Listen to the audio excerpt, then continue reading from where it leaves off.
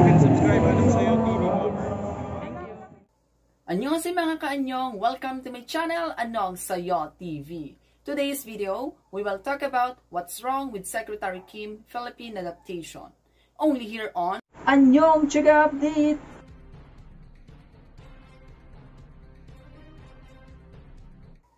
Around 11 PM noong November 20th, aksidenteng na-post ng ViewPH X account, formerly known as Twitter, ang Philippine adaptation ng hit K-drama series na What's Wrong with Secretary Kim na pinagbidahan ni Park Seo-joon at Park Min-young.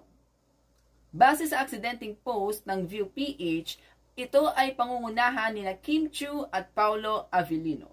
Ngunit, ilang minuto lamang matapos ito maipost ay agad nila itong binura.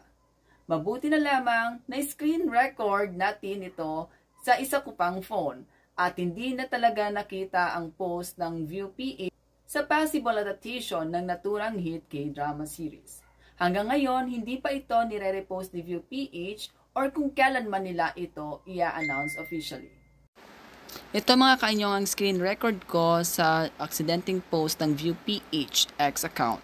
Ayan, nakikita niyo mga kaanyong sa thumbnail ng notification ko na si Paolo Avellino at si Kim Chu ang magbibida sa nasabing PH adaptation. And pagka-click nito, ayan, error na siya. Which means, ano na siya, dinilit na. Ayan. So, binuksan ko yung account mismo ni View.